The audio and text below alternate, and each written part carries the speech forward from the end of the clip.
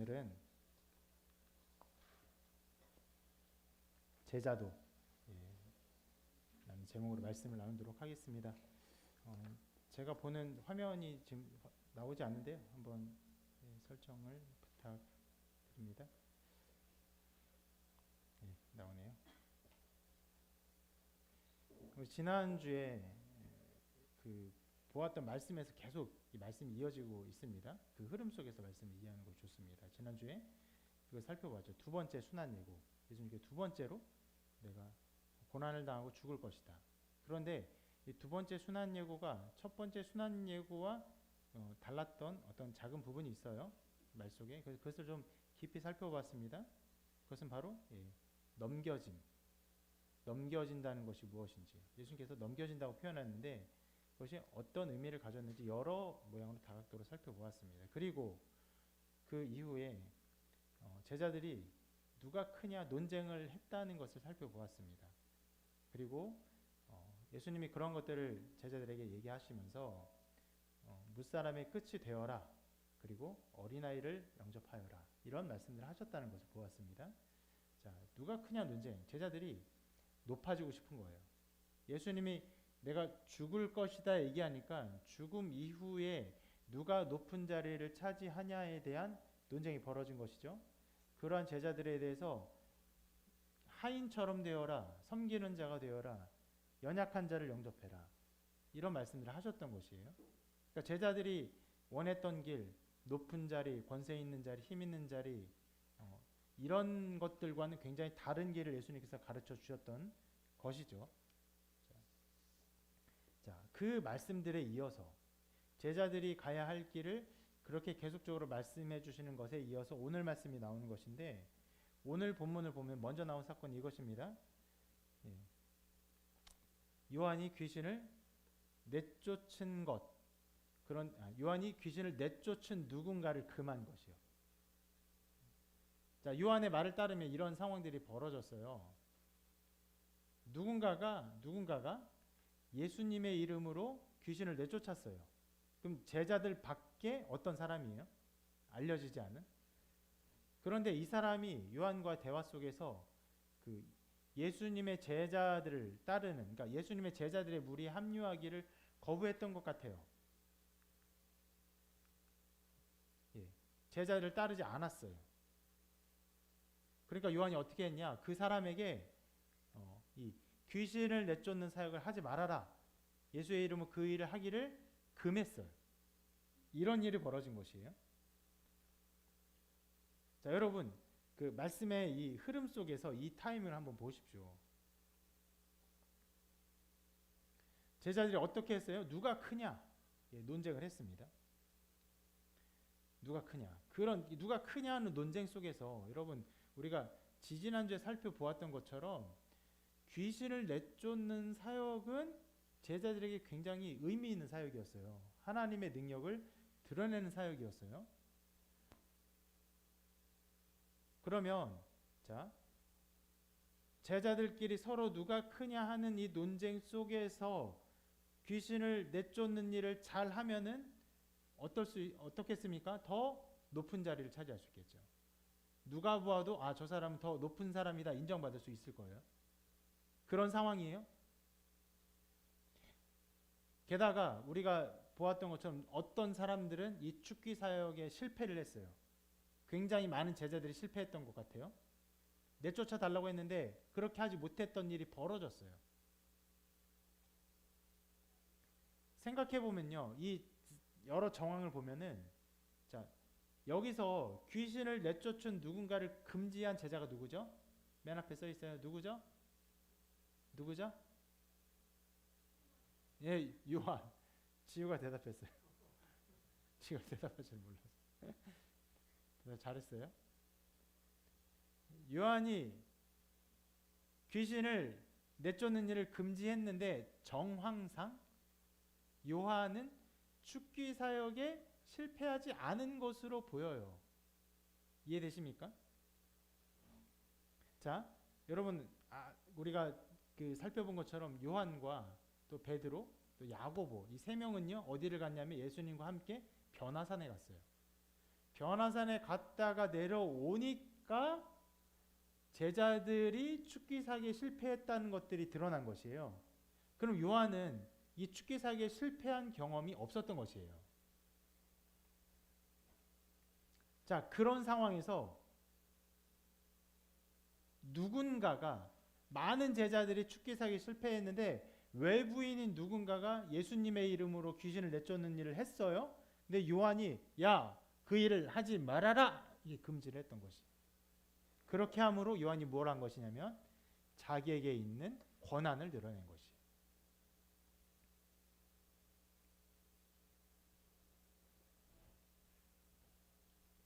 만약에 그 축기사역에 실패한 제자가 그렇게 말을 했다면은 그 사람이 어떻게 받아들였을까요?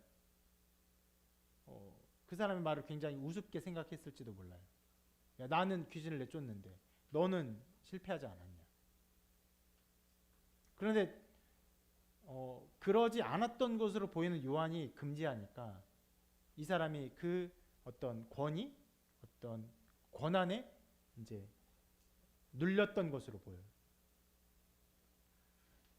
이런 상황입니다, 여러분. 정황적으로 어떠냐? 축기사에 실패했고 제자들끼리는 누가 크냐? 누가 예수님이 돌아가신 후에 높은 자리를 차지할 것이냐? 이런 논쟁이 막 벌어졌어요.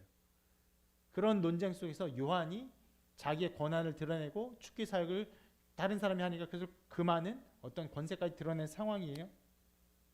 자, 이것이 오늘 나타난 첫 번째 사건인데, 요한의 이 행동은요,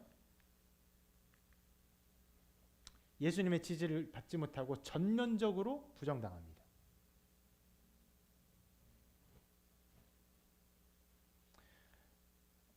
실은 이 부분을 생각해 볼 만한 것들이 있는데, 그 예수님의 핵심적인 제자들이라고 할 수 있는 사람들이 있어요. 베드로, 요한, 야고보 이런 사람들인데, 첫 번째 예수님의 순환 예고 때 그 예수님에게 가장 책망을 많이 받은 사람이 누구죠? 베드로. 베드로. 지우가 대답하는데 재미가 들렸어요. 따라서라도 대답하는 건 좋은 것 같아요. 어린아이라서. 핵심적인 제자인 베드로가 사탄아 내 뒤로 물러가라, 이런 말을 들었는데, 이제 또 다른 핵심적인 제자가 예수님, 주님의 이름으로 축기사역을 하는 것을 제가 금했습니다. 우리를 따르지 않아서 금했습니다. 라고 말하는데 예수님이 그것을 전면적으로 또 부정하시는 일이 벌어진 것이. 굉장히 인상적인 사건들인데, 핵심적인 제자들이 도리어 예수님으로부터 가장 큰 책망을 받고 있는 상황이에요. 전면적으로 그들의 모든 의견들, 그들의 행동 등이 부정당하고 있는 상황들이 계속 벌어지고 있는 것입니다. 요한은요, 이 모든 정황 속에서 그 귀신을 내쫓는 그런 일을 보면서 이 사람이 자기들의 무리를 따르지 않기 때문에 금했거든요. 요한의 생각에는 자기들의 무리를 따르는 것이 매우 중요하다고 생각을 했습니다. 그런데 요한의 그 생각은요, 굉장히 협소한 생각이었어요. 아주 좁은 생각이었어요. 주님의 이름을 의탁하여 주의 일을 행하는 모든 사람들은요, 굉장히 폭넓은 의미에서 존중받을 만한 자격이 있었던 것이에요. 주님이 이렇게 말씀하시, 금하지 말라. 내 이름을 의탁하여 능한 일을 행하고 즉시로 나를 비방할 자가 없느니라. 우리를 반대하지 않는 자는 우리를 위하는 자니라. 주님은 굉장히 그들의 행동, 그 귀신 내쫓은 사람의 행동을 크게 인정하셨던 것이.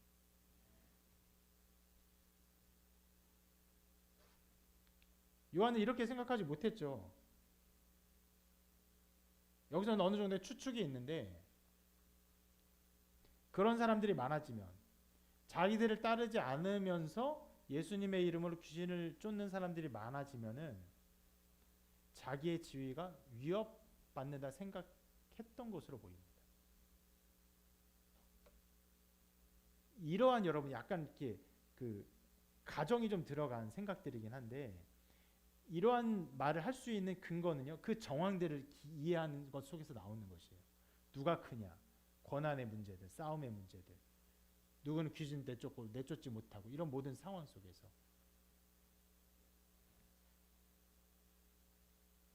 이것은 어찌 보면 당연한 일이에요. 제자들은요, 높은 지위를 차지하고 싶었어요. 특히 예수님이 돌아가신 이후라면, 그렇게 된다면 높은 지위를 가지고 싶었던 것이. 다른 말씀에 이렇게까지, 누가 예수님 우편에 앉느냐, 누가 예수님 좌편에 앉느냐, 누가 우의정이냐, 누가 좌의정이냐, 뭐 이런 논쟁들.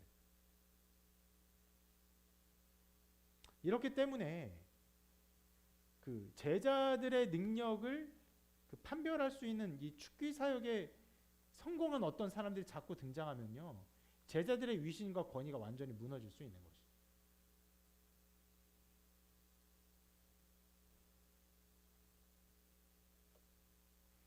지금 말씀은 좀 계속 이어지면서 예수님께서 더 많은 것들을 가르쳐 주시는데,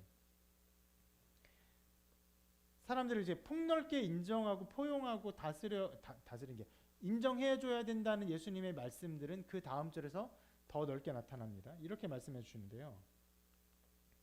가정이에요. 누구든지 너희가 그리스도에게 속한 자라 하여 물 한 그릇이라도 주면 내가 진실로 너희에게 이르노니 그가 결코 상을 잃지 않으리라. 자, 가정인데요. 만일 외부에 있는 어떤 사람이, 이 제자들 무리에 있는 사람이 아닌 다른 사람이 제자들 중 누군가에게 그리스도에게 속한 자구나 라고 생각하여서 물 한 그릇이라도 주면 그가 상을 잃지 않을 것이다. 이렇게 말씀하신 것인데, 이 시기에 이거 물을 줄 행위는요, 실은 굉장히 보편적인 행위입니다. 지금 우리나라는 좀 이런 게 없어요. 예전에는 많았어요. 제 어렸을 때 기억에도 제 아버지가 그 문구점을 하셨는데, 사람들이 이제 왔다 갔다 하면서 물 얻어 먹으러 오는 사람들. 지금은 그러지 않죠. 갑자기 가서 물 좀 한 그릇 달라고. 가서 사 먹으면 되지. 삼다수 사 먹으면 되지. 그러니까 굉장히 보편적으로 요청했던 것이고 굉장히 보편적으로 그냥 주었던 행위라서, 물 주는 행위는요, 상 받을 만한 행위가 아니에요. 그냥 인사치레 정도입니다. 그런데 아무리 작은 행위일지라도 만약 그 사람이 그냥 주는 게 아니라 그리스도에게 속한 자인 것을 인정하면서 그 인정 속에서 그들이 아주 작은 선행을 한다면, 그것이 아무리 작을지라도 하늘의 상급을 받을 것이라고 말씀하는 거예요. 그러니까 요한의 행동과는 굉장히 그러니까 다른 방면에서 더 깊은 얘기를 합니다. 요한은요, 어떤 일을 금지했어요?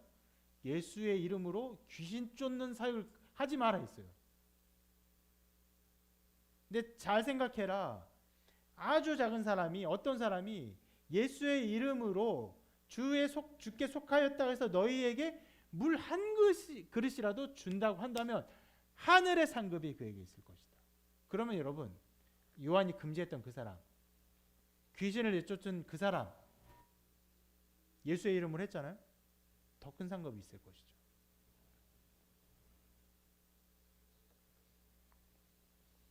제자들은 자기들과 함께하지 않는 사람들을 외부자로 여기면서 함부로 주님의 이름을 주님의 이름 사역을 못하게 했지만, 그러나 주님이 생각한 경계선은요, 훨씬 더 넓은 범위였어요. 지금 여러분, 굉장히 큰 문제입니다.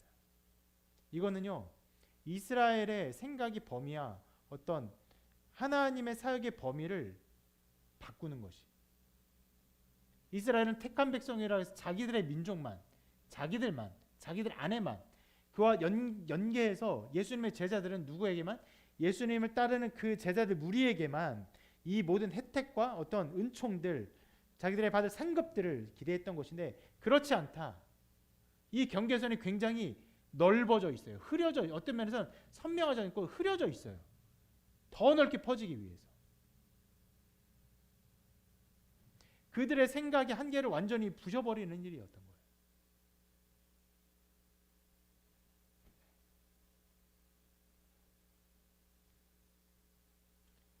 이러한 가치는요, 실은 교회가 복음을 전하는 곳마다, 복음이 전해지는 모든 땅에서마다 실은 엄청나게 일어났던 일입니다. 복음을 듣고 예수님을 믿게 되면요, 그 사람이 어떤 것을 알게 됩니까? 내가 하나님의 자녀라는 것을 알게 돼요. 자기가 종일지라도 하인일지라도 어떤 큰 공장에 그냥 부품같이 여겨지는 그냥 버려지는 존재라 할지라도 하나님의 자녀라는 것을 알게 돼요.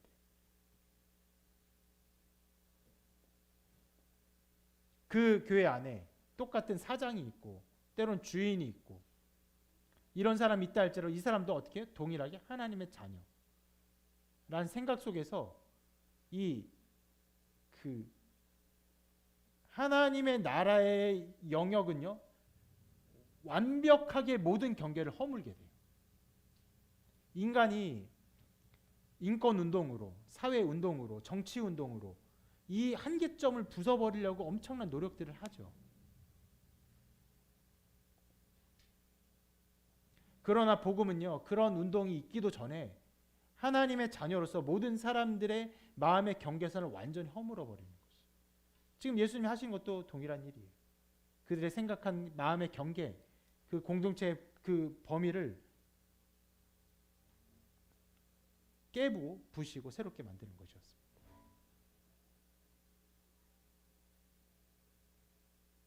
게다가 이것을 생각해 볼 수 있는데 물을 대접하는 사람, 그 당시에 물을 대접하는 사람이 그 누구라 할지라도 아무것도 아니라고 하고 주는 거예요. 물 줄 수 있지.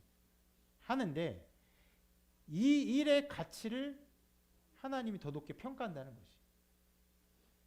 어떤 일의 가치는요, 실은 종종이라면 거의 항상 사회적인 문화와 관습에 의해서 평가됩니다. 그 물을 주는 행위가 별거 아니라고 평가되는 이유는요, 그 사회 문화가 모두가 그렇게 행동했고 모두가 그렇게 물을 주는 일을 했고 그것이 별것 아니라고 생각했기 때문에 아무것도 아니라고 생각하는 것이. 그러나 성경은 말해요. 어떤 일의 가치는요, 사회 문화적으로 형성되는 어떤 평가에 의해 좌지우지 되기도 하지만 절대적인 일의 가치는 하나님이 정하십니다.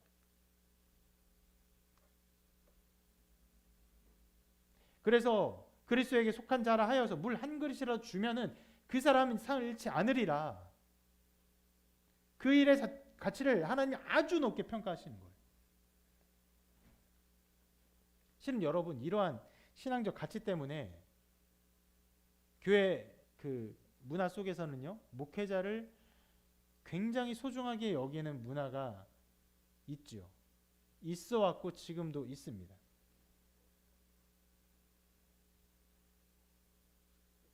여러분들에게 있습니까? 원래 우리가 아멘을 잘 안 해서 아멘을 안 하는지 대답을 안 하는지.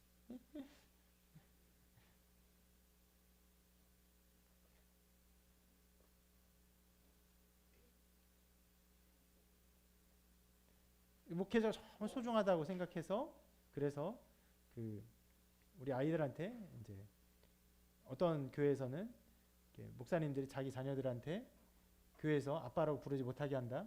더 소중한 어떤 가치인 목사님이라고 부르게 한다. 라고 했더니 지우가 거부했어요. 슬퍼했어요. 되게 의아해했어요. 자기 생각이 아빠보다 더 좋은 건 없으니까. 근데 그런 목회자를 소중하게 하는 행동들이, 소중하게 여긴 행동들이 정말 목회자를 소중하게 여겨서만 나오는 것은 아니긴 해요. 꽤 많은 경우에 자기 신앙의 부족함에 대한 보상 심리가 있어요. 이해가 되십니까? 되게 잘 못해요. 그래서 목사님 만나면 뭐 사준다고요. 혹은 목사님 만나면 이제 목사님 이게 필요한 곳에 쓰세요 하고 이게 봉투를 주시기도 해요. 완벽한 보상 심리에서 나오는 때론 그런 성김을 받을 때는요, 굉장히 마음이 힘들어요. 돈으로 그 죄를 그 무마하려는 이런 것 같아서 힘든 마음이 있어요. 그러니까 종종 그렇기도 하고요. 또 어떤 행동들은 그냥 관습이기도 해요. 목사님이 오셨으니까 이렇게 섬겨주고 식사 대접하고 이런 관습이 있습니다. 그래서 종종 제가 목회자로서 그런 행동을 거부하고 싶고요. 말리고 싶고 심지어 때는 거부하기도 합니다. 그런데 제가 그래서 완벽하게 거부하거나 완벽하게 어떻게 보면은 그 노라고 말하기 어려운 이유가 그 일의 가치를 하나님이 정하시기 때문에 그래요. 그 마음속에 있는 작은 하나님 나라에 대한 어떤 사랑, 섬김, 희생, 헌신이 있을 수 있겠죠. 그러니까 아무리 작은 행위를 할지라도 하나님께서 그것을 기뻐하시고 크게 인정하실 수 있기 때문에 제가 그런 행동들에 대해서 전면적으로 거부하거나 그것을 배타할 수 없는 것이죠. 물 한 그릇이라도 중요하게 여기시는 주님의 판단 때문에.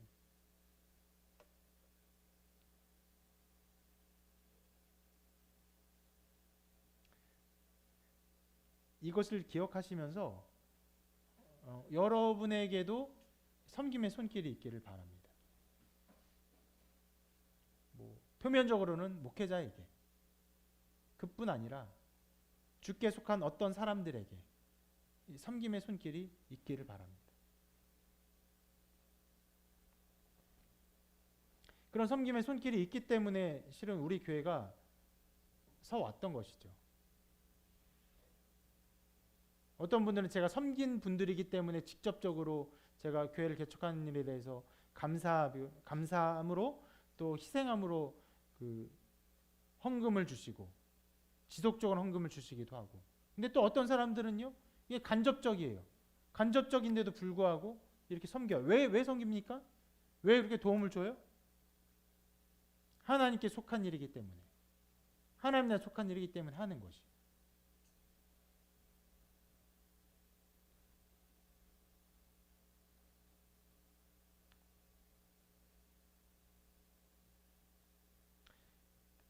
제자들이 생각한 어떤 주님이 통치하는 나라는 주님이 어떤 정치적인 통치를 하고 그들이 높은 지위를 차지하고 실은 섬김을 받는 이러한 것들을 생각했던 것인데, 그래서 자기들의 어떤 위신을 세우고 권위를 세우고 권한을 나타내는 것이었는데, 주님이 말씀하시는 하나님 나라는 그러한 것들이 아니에요. 그들이 생각하는 그 범위 외의 사람일지라도, 그들이 작은 섬김을 한다 할지라도 하나님 그것을 크게 기뻐하시며 인정하시는 그 인정 속에 있다는 것이.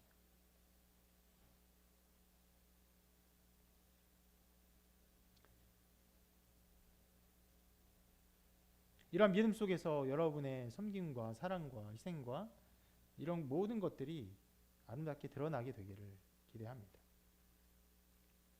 그리고 이미 여러 모양으로 섬김과 희생을 하신 많은 분들, 하나님께서 좋은 것으로 갚아주실 줄 믿습니다.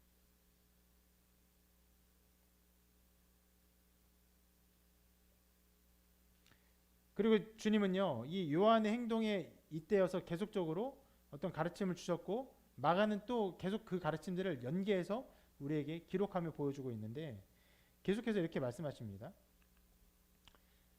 또 누구든지 나를 믿는 이 작은 자들 중 하나라도 실족하게 하면 차라리 연자맷돌이 그 목에 매어 바다에 던져지는 것이 나으리라. 자, 이 말씀은 여러 모양으로 해석될 수는 있습니다. 근데 오늘의 말씀의 흐름 안에서, 자, 누가 작은 자입니까? 작은 자들을 실족하게 하는 일들은 과연 어떤 것일까요? 오늘 말씀의 흐름에서는요, 예수님을 따르는 제자들 밖에 있는 어떤 자들. 그런데 이 사람들이 어떤 사람들입니까? 그 제자들의 무리에 함께 합류하지는 못했던 자들이기 때문에 작은 자들이라고 말할 수 있어요.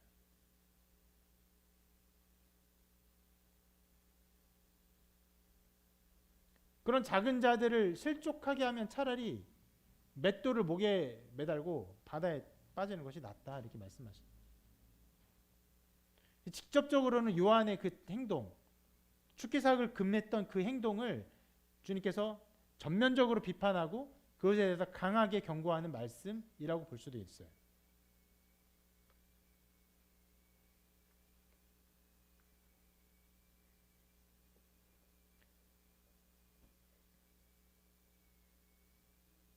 그리고 외부인의 행동들을 폭넓게 인정해 주시는 행동이고요. 그것을 더 넘어서 실은 그 외부인들을 향한 행동이 얼마나 큰 하나님의 심판을 받을 수 있는 행동인지를 말씀해 주는 것입니다. 그런데 이 말씀 안에서 직접적으로는 제자들을 향한 경고고 잘못된 행동에 대한 경고지만 그 내부에서는요, 이런 것들을 살펴볼 수 있는데 주님이 작은 자를 얼마나 귀하게 여기시는가를 보여줍니다. 실은 이 사랑이 있기 때문에 우리가 이 자리에 있는 것이에요. 무슨 말이냐? 여러분, 어떤 사람도요, 교회를 나오면서 나는 교회에서 인정받을 만한 사람이야.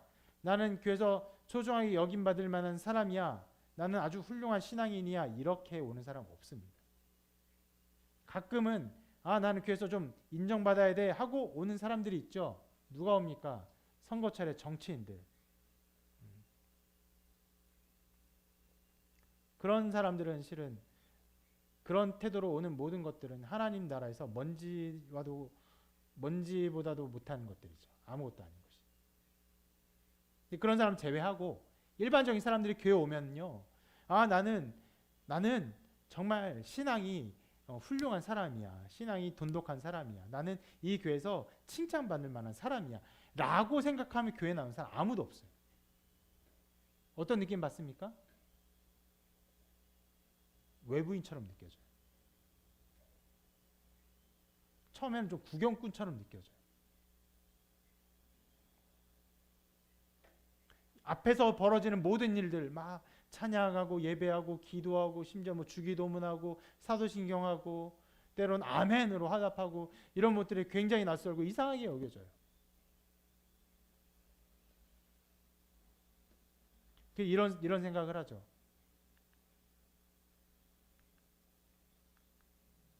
나 같은 사람도 사랑하시나.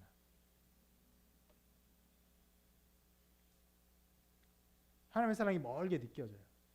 근데 여러분 기억하셔야 돼요. 이 말씀을. 주님이 그런 작은 자를 얼마나 소중하게 여기시는지. 주님을 따르는 그 제자들만 소중하게 여기는 것이 아니에요. 도리어 그 제자들은요, 여러모로 엄청나게 책망을 받고 심판의 메시지를 듣고 있어요. 도리어 그 밖에 있는 자들을 얼마나 주님이 소중하게 여기시고 생각하고 계시는지를 기억해야 돼요.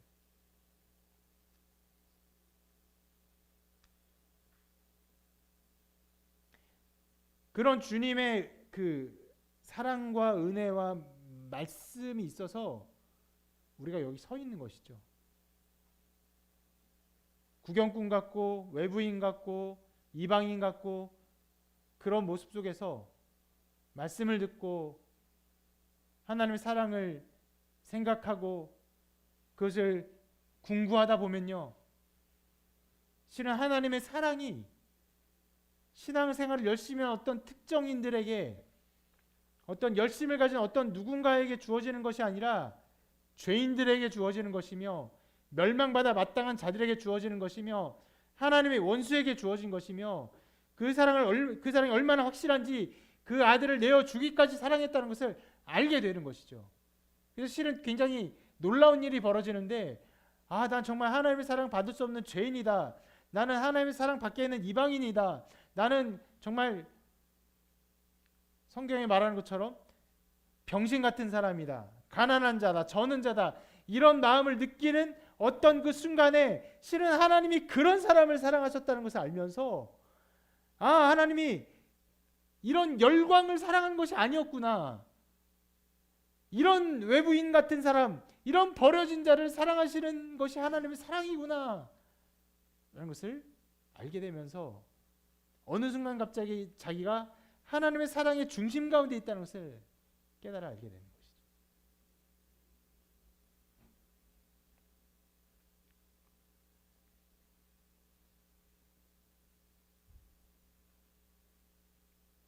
그래서 이 말씀을 보면서 혹 자기가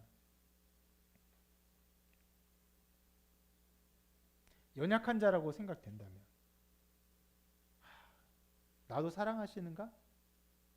이런 식으로 생각이 된다면 정말로 하나님이, 주님이 그런 사람을 얼마나 관심을 가지고 그런 사람을 사랑하시는지를 기억하셔야 돼요.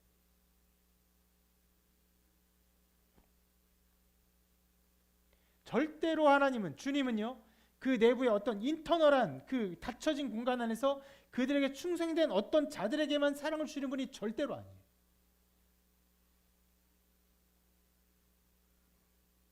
모든 자에게, 외부인에게, 이방인에게, 버려진 자에게, 쓸모없는 자에게 사랑을 베푸시는 분이죠.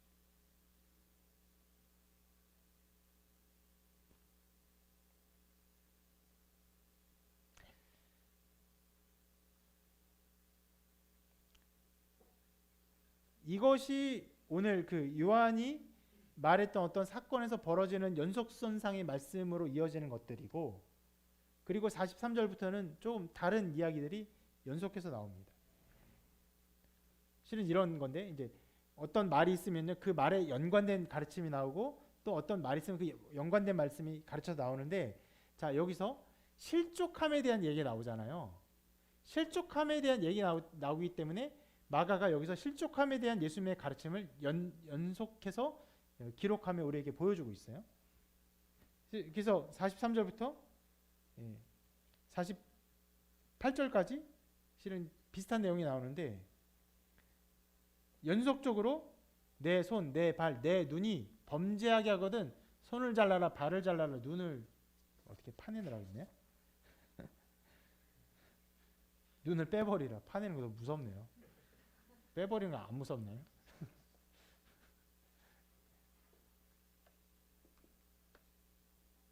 여러분, 이것은요, 예수님이 하신 말을 말 그대로 여기서 안 되는 일이에요. 내 손이 범죄해서 손을 잘라요? 안 될 일. 왜요?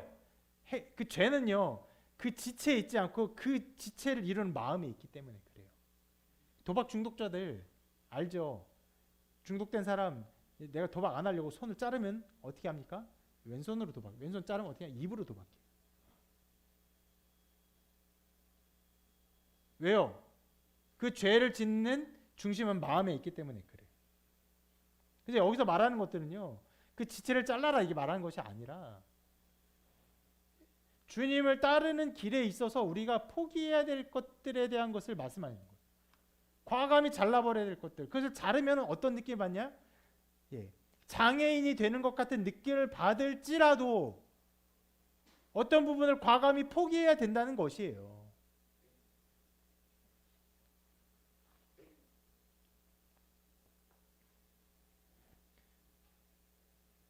실은 어떤 죄를 저지를 때, 죄를 지속적으로 지을 때 왜 그 짓냐? 그 자기에게 필요하다고 생각해서 짓게 되거든요.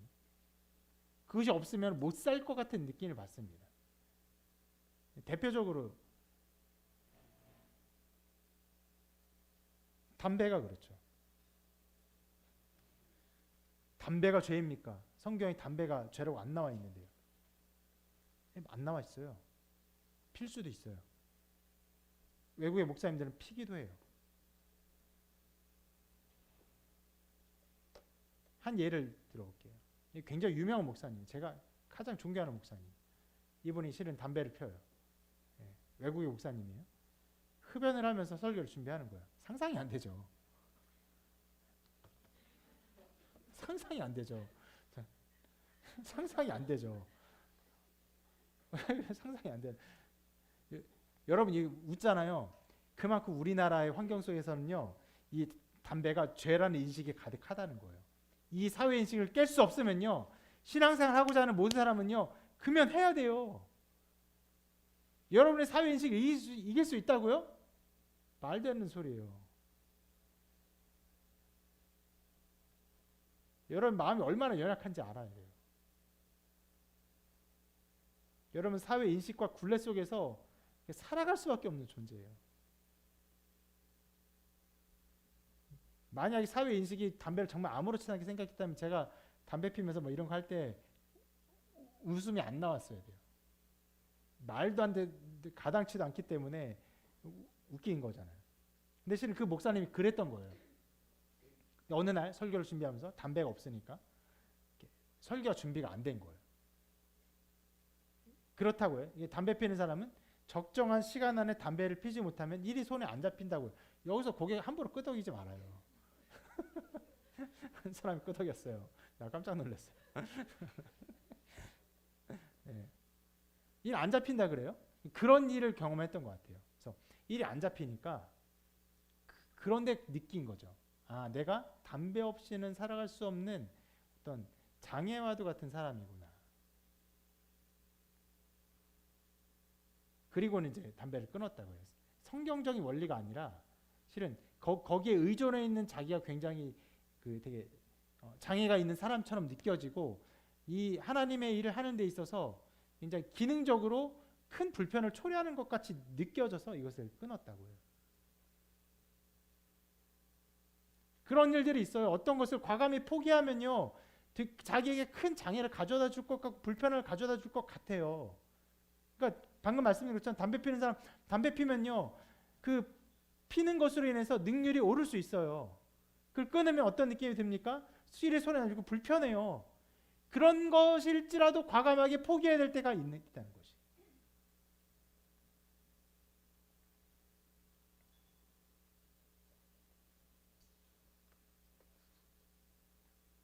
사소한 것이 우리의 발목을 잡게 합니다. 별과 다른 것들이 발목을 잡게 해요.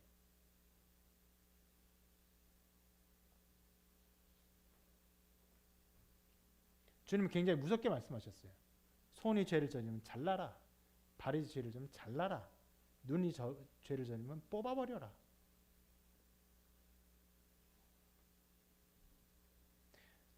우리의 모든 죄를 용서하시지만 이전과는 아무런 차이가 없는 삶을 우리에게 담보하시는 건 아니에요. 여러분이 누군가를 만날 때, 누군가를 만나서 결혼할 때, 사랑할 때, 그 사랑을 받으면 마음이 어떻습니까? 전혀 모르는 것처럼 그 멍한 눈으로 있어요. 다 쏠려서 그런가요? 안타깝게도. 아닌 사람이 있었어요. 솔로가 아닌 사람은 눈빛이 괜찮았어요. 사랑을 받으면요, 기쁘죠? 행복하죠? 근데 어떤 걸 이렇게 생각해야 됩니까? 자기의 생활이 변화될 것을 생각해야 돼요. 이전처럼 내 맘대로 나를 위해서, 나만을 위해서, 나만의 행복을 위한 나의 시간들을 가질 수는 없어요. 결혼까지 하면 어떤 걸 각오해야 돼요? 나의 삶을 이제 완전히 포기하는 것, 그 단계에 접어드는 것이. 이전과는 달라요. 그러나 그것이 사랑으로 이루어진 아름다운 삶인 것을 알기 때문에 그 길을 걸어가는 것이죠. 하나님의 사랑도 마찬가지입니다. 하나님을 사랑하시기 때문에 이전과는 다른 삶이 나타날 것이. 이런 것들을 요구하세요. 내 손을 잘라라, 내 발을 잘라라. 무서운 요구긴 하죠.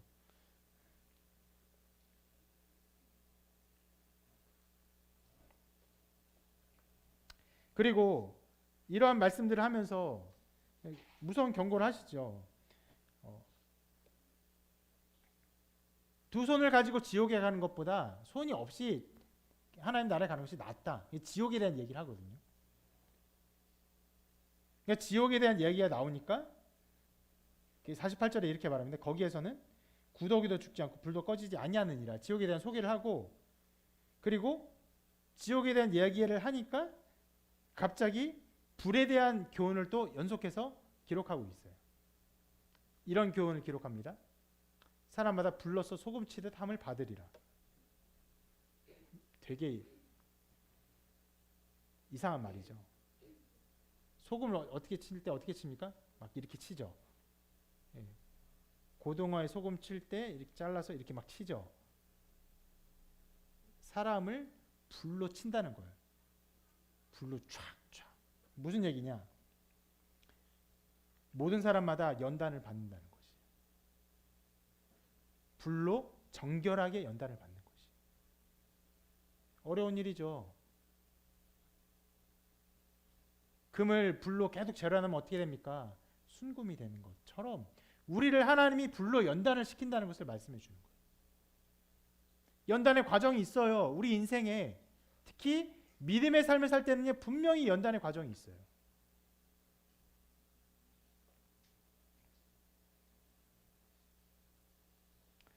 절대로 아무런 헌신 없이, 아무런 변화 없이, 연단 없이 우리 삶이 이루어지지 않습니다. 실은 이 말씀은요, 이 앞에 했던 말씀의 반복이에요. 중요한 말씀이죠. 누구든지 나를 따라오려거든 자기를 부인하고 자기 십자가를 지고 나를 따를 것이니라. 자기를 부인하고 자기 십자가를 지는 것들이 우리가 받아야 될 연단이에요. 그 길을 가야 되는 것이.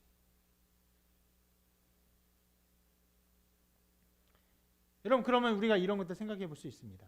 이 제자도의 길 중에서 우리가 신앙생활을 한다면, 하나님께서 기뻐하실 길을 가는데 예수를 믿는다면 우리는 반드시 연단을 받아요. 연단을 요구받습니다. 희생을 요구받아요. 헌신을 요구받아요.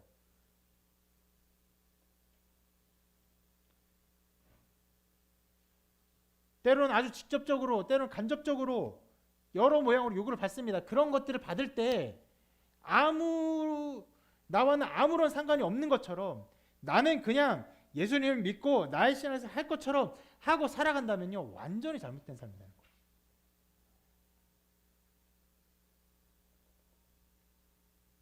그 예수님은 정말 자기 생각만의 예수님일 수 있어요.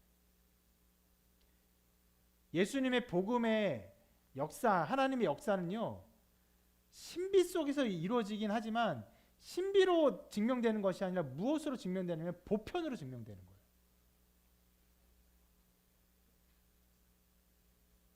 그래서 교회에 있는 많은 사람들이 어떻게 합니까?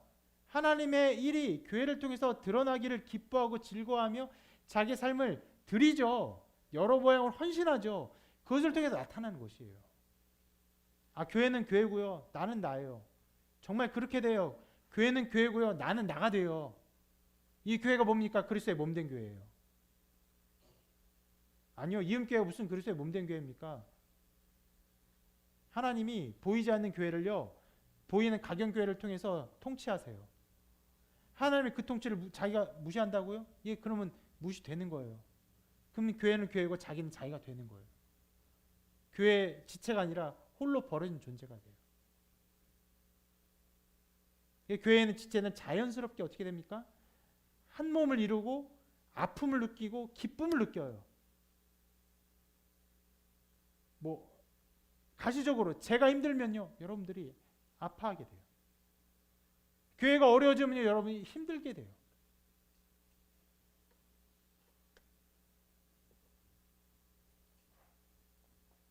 그래서 여러분,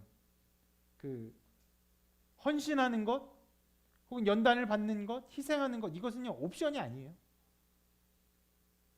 마지막 말씀, 써있는 말씀 보세요. 누구든지 나를 따라오거든 자기를 부인하고 자기 십자가를 지고 나를 따를 것이라 말씀하셨는데, 주님께서 말씀하셨는데, 예수님을 따르면서, 예수님을 믿으면서 나는 그냥 내 생각대로 살 것이야. 나는 그냥 내 삶에 어떤 주름도 없이, 내 삶에 어떤 어려움도 없이 그냥 살 것이야. 이렇게 갈 수 있습니까? 완전히 자기 공상일 뿐인 것이에요. 그리고 이런 공상을 하는 사람이 교회에 엄청나게 많습니다. 그런 사람 대부분 왜 오냐? 교회에 자기 만족을 위해서 오는 것이죠. 얼마나 다릅니까? 자기를 부인하라고 말씀하셨는데, 자기를 부인하라고 말씀하신 것인데 자기를 만족하기 위해서 온다고요? 때론 여러분이 예배 가운데 은혜 받는 것도 중요하게 생각해야 돼요. 뭐냐면 은혜 받은 마음이 기쁩니다. 하나님 나를 사랑하시고 나를 위해서 죽으시고 피 흘리신 것, 그 사랑을 느끼고 누리는 것 감격스러워요. 그것만 바라보고 거기에만 매여 있으면요, 종교가 일종의 아편이 되는 거예요. 자기의 정서적 만족을 위한 아편이 되는 거예요. 왜 그런 사랑을 주십니까? 왜 그런 사랑의 은혜를 주세요? 자기를 부인하고 자기 십자가를 지고 나를 따를 제자를 찾는 것, 주님을 따를 사람을 만드는 것이에요. 은혜가 있으면요, 은혜에 마땅한 희생과 헌신이 따라 나와요. 그래서 실은요, 하나님께서 은혜를 주실 때 이 은혜가 얼마나 아름답고 참된 것이냐를 증명할 수 있는 방법이 있는데, 그것이 마땅한 희생과 헌신이 열매를 맺느냐로 보는 것이. 예를 들어서 여러분 기도할 때 막 방언을 할 수 있어요. 방언을 한 마음은 기쁘죠. 신비롭죠. 하나님 주셨다고 생각할 수 있죠. 그렇지 않아요. 세상 수많은 종교에서도 엄청난 방언들이 일어나요. 방언은 종교라는 카테고리 안에서 보편적으로 나타난 어떤 현상들이에요. 귀신 내쫓는 거요? 마찬가지예요. 우리가 출애굽기 보지만 여러 이적들 애굽의 술사들이 다 따라해요. 하나님이 주신 걸 어떻게 증명하냐? 그 모든 일들로 하나님의 나라가 이루어지느냐? 여러분이 받은 은혜, 하나님 주신 거 어떻게 하냐? 여러분이 정말로 자기를 부인하고 십자가를 지고 따르는 삶을 살고 있느냐로 나타나는 것이. 사람마다 불로써 소금치담을 받는 것이.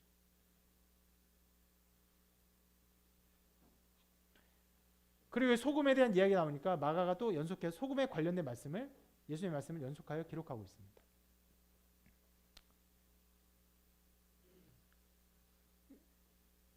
그리고 이 일에 대해서 우리가 이렇게 생각할 수 있는데, 자, 우리가 불로서 소금 치듯 하면 받잖아요. 연단을 받잖아요.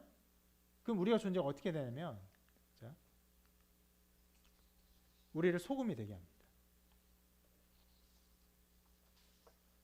그래서 이렇게 말씀하죠. 소금은 좋은 것이로되 만약 소금이 그 맛을 잃으면 무엇으로 이를 짜게 하라. 너희 속에 소금을 두고 서로 화목하라.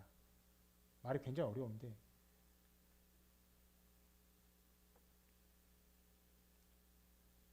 우리가 불러서 소금치탐을 받으면요, 우리가 소금 같은 존재가 되는데, 소금 같은 존재로 특별히 이 말씀 안에서 주님이 우리에게 요구하신 것이 무엇이냐? 화평이에요.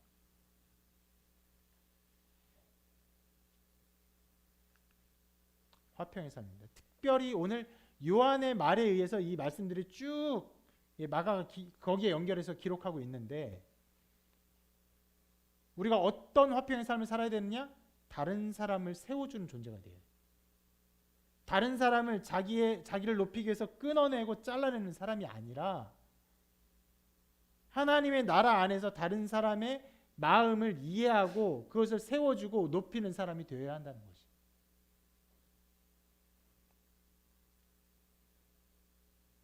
그런데 어떻게 보면 제가 이 설교를 하면서 이런 화평의 삶을 말하면서 다른 사람을 세워주는 설교를 했었어야 되는데, 어떤 면에서는 제가 굉장히 무서운 말들을 했어요.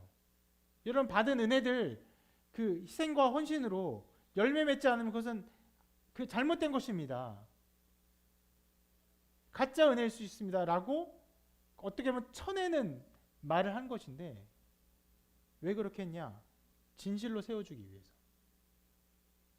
진실로 여러분들이 하나님 앞에 인정받는 사람이 되게 하기 위해서. 제가 아니에요. 여기 있는 사람들이 아니에요. 하나님에 의해서 인정받고 하나님이 기뻐하는 사람이 되기 위해서.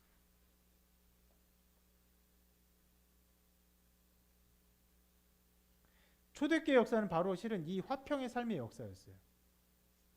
어떻게 했습니까?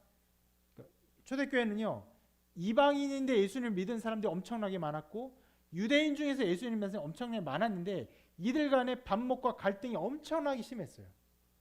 이것들을 인정하고 또 이 사역을 공유하고 서로 지지해주는 과정이 사도행전의 과정이었어요.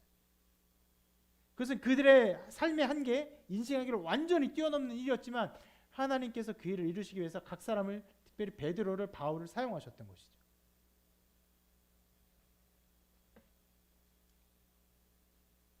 이것이 우리가 가야 할 길입니다. 이것이 우리에게 주어진 삶이에요.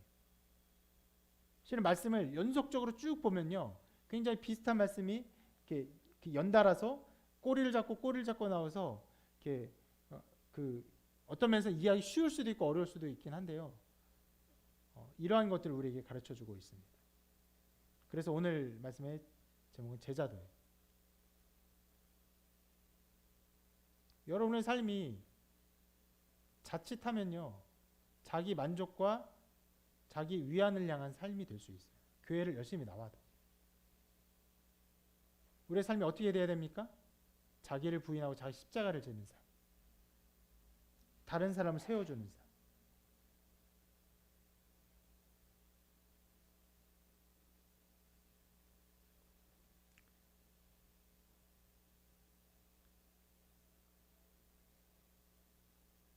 여러분 이러한 삶을 살기를 바라고요. 이런 제자도의 삶이 여러분 가운데 열매 맺게 되기를 바랍니다.